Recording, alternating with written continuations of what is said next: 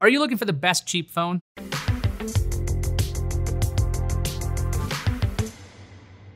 Well, cheap is such an ugly word because it can suggest something is poorly made or flimsy. These days, you can get very capable phones for not a lot of money. Are they cheap? Yeah, but not in the bad way. Let's call them inexpensive phones. Let's start with the Samsung Galaxy A15 5G, which is the best phone you can get for under $200. It costs $199. Taking a glance at it, the A15 looks a lot like other Galaxy phones. You get mostly flat sides, the rounded rectangle look, and a triple rear camera setup on the back without a big camera bump. It feels very sturdy in the hand and it is quite well built. The front has a big 6.5-inch AMOLED screen, which can get pretty bright at 800 nits. That means you should be able to see the screen outside, apart from the harshest of sunlight. As for performance, the Samsung Galaxy A15 is competent.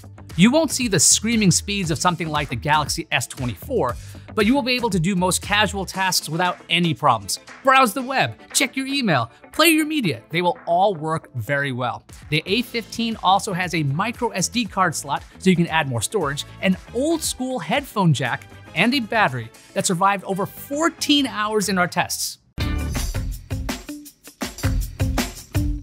What about gaming? Can you get a low-cost phone that handles the demands of games like Genshin Impact without too much trouble?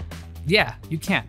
Check out the NUU B30 Pro 5G because it's the best cheap gaming phone at under $300. You get a huge 6.7-inch display with a refresh rate up to 120 Hz. It's not the brightest screen, so find shade if you're outside. The NUU B30 Pro is powered by a MediaTek Dimensity 7050 system on a chip and comes with a whopping 12 gigabytes of RAM. For some perspective, that's the same amount of RAM that you'll find in something like the Google Pixel 8 Pro, which starts at $999. Light tasks like email, browsing, and shopping on Amazon are no problem for the B30 Pro.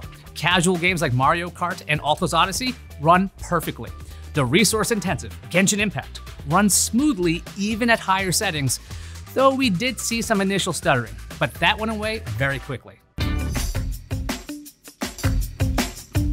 Now you're thinking, that's not inexpensive, and I say I agree. On an absolute scale, $400 is not cheap. However, this is relative. The iPhone SE is the lowest cost new iPhone Apple sells. If you're looking for a cheap way to enter the Apple world, the iPhone SE is the way to go. Sure, it's got an older design and one rear camera, but you've got Apple behind it. That means you get very good photos, plenty of updates for iOS, and access to Apple's App Store. If you dislike Face ID, don't worry. The iPhone SE does not have that. Instead, it has the old yet reliable Touch ID built into the home button, because there's a button. You've gotten this far, so I appreciate your patience. The last phone we will spotlight is the best cheap flip phone. Feast your eyes on the TCL Flip 2, which costs a whopping $80. The Flip 2 features a physical number keypad, a hinge, an inner and outer screen, neither of which support touch, a 3.5mm headphone jack, and a USB-C port. What can it do other than calls? It can take 2-megapixel photos and record video up to 480p at 30 frames per second. We're talking gritty photos and standard definition video, people. Look, this is the phone for people who need a phone, but don't necessarily want one. Or it's for people who love retro things. We're glad that these phones still exist and are updated with new tech like USB-C. Those are just some of the best cheap, some of the best inexpensive phones available today.